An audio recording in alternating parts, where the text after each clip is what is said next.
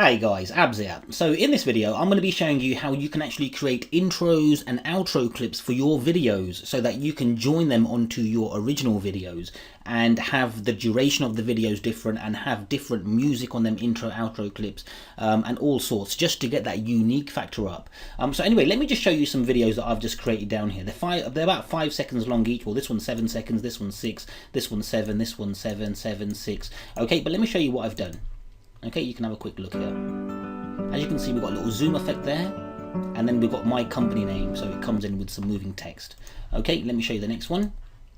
This time it's using a different video image. This time it's using a different effect on the image, and it's also using a different soundtrack. Let's have a look at this one. This time it's like an out zoom instead of a zoom in. Still got the moving text in there as well. Okay, let's have a look at this one. A different image. This time it's a zoom in. Okay, and I'm going to show you how to create these right now so that you can use, this time with a blur effect in that image there. Okay, but there's loads of ways you can actually get this done, and we're going to be using Socivdz to get this done. Okay, so what I've done, I've actually just done this in this very second. So I've added background images. Let me show you my background images so you just get a good example. Okay, I added these here. Oops, no, not that one. I added iPhone. Okay, I added these images here. Okay, I can just delete that there. I added these images here. Okay, so that's only 6 images I added. Okay, and I added audio as well. Now the audio was a folder of audio with multiple audio tracks in there. Let me see if I can find that audio folder for you. Here we go, audio folders here. We don't need these. Okay, so these are the audio. This was the audio folder here. Let me just get back in here. Okay, and that's all I've done, and I looped the audio and I added audio as well. That's all I've done. I added one image and the duration in seconds was 2. That's all I told the software to do. But you could actually add 2 images, and that would be a transition between 2 images, make it even more unique for you. But let me show you what kind of control you got. So anyway, you add your background images, you add your audio, you go to step 2. As you can see, I added my company name. But now what I've done here, as you can see, you can click on preview as well. Oops, that's a pop-up button. What do I do? Okay, you can click on preview and it'll bring in the next image and it will allow you to preview that. But as you noticed in the videos, the actual text was moving. So I went to settings, I clicked on auto size font, and I clicked on text animation. Text animation, you can actually choose between 2, 3, 4 and 5 seconds. Okay, and I set everything else exactly how it is. Other than that, if you don't want to do text animation, then you're going to be able to choose whereabouts you want the actual text positioning. But text animation is always good because it gives it some motion, so it looks good. It gives it the video or text some motion. Okay, so I went over to watermarking. I didn't add anything in here, guys. If you want, you can add watermarkings and all sorts in here as well. I went over to video configuration. This is my configuration. Take a look, guys. You can have a look. In regards to transitions, you don't need to worry about transitions because transitions only work between image to image. But because we're only adding one image, there's not going to be any transition whatsoever.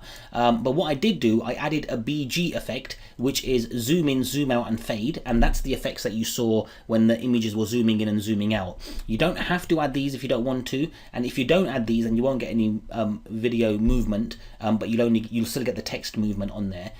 You don't have to add these, guys. You can uncheck them. You can add multiple ones, and the software will randomly choose between them. You can choose the speed of the actual zoom effect as well here. Zoom blur effect. I make them web optimized so they automatically convert to MP4. I selected to create 6 videos on this occasion here, and then I chose 10 threads, saved location, and processed the videos. Okay, but what I'm going to do now is show you how we can do them without this effect here.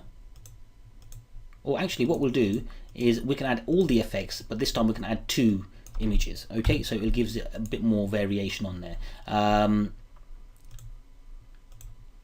Okay, and obviously with your text here, you can have all sorts, guys. You can have your keywords 1 per line, and the software will randomly go through them as well. So it does make it really unique. Okay, so anyway, let me click on process. Let me go over to the new videos first. Let me delete these. If you have a look at these, guys, these only had 1 image in each one with a bit of movement and then the text in there as well. Okay, so I'm going to delete these, and I'm going to make these here. I'm going to click on process, and I've got 10 threads working, and you'll see everything open up in here as well. So anyway, I'll put this on pause because I'm not actually doing any quick spins or anything like that, so it might take a few seconds. But it's telling me here that roughly you got about 14 seconds per each video that's going to be processed. So let me just put this on pause while the software completes. Okay, so the videos are done. Let me just make sure I'm still recording. Brilliant stuff. Let me just minimize that. Okay, so let's click on OK. Right, so let me just show you these videos. So this one here is 15 seconds, this one's 14, this one's 14, this one's 15, 14, but they're all unique. So let me just show you how this works. So this time it's using 2 images. So this is the first image. We've got that zoom effect in there as well. We've got that movement in the text as well. Now it's going to make a transition to the next image. What I didn't do though, guys, I didn't make the transitions different. So if you have a look in step 4, you've actually got a number of transitions you can work with as well. What I would recommend is having multiple ones of these checked. So what happens then is each transition has a different duration as well. So that will mean each video is going to be much more unique in the length as well, you see. So if it's going to be a zoom transition or a fade transition or a blur transition or whatever other, you know, you've got spiral transitions and all sorts as well. So anyway, here's another video. So we've got that little zoom there, we've got the text movement, we've got the transition into the next image. It's only going to be a blur here because that's what we selected, and then we've got that text coming in as well. And if you wanted different text on the second slide, then all you have to do is make sure you have more than one piece of text here. So if you had 2 texts all the time, then you always have them text coming in. But if it's only the one, then it's always going to be using the one.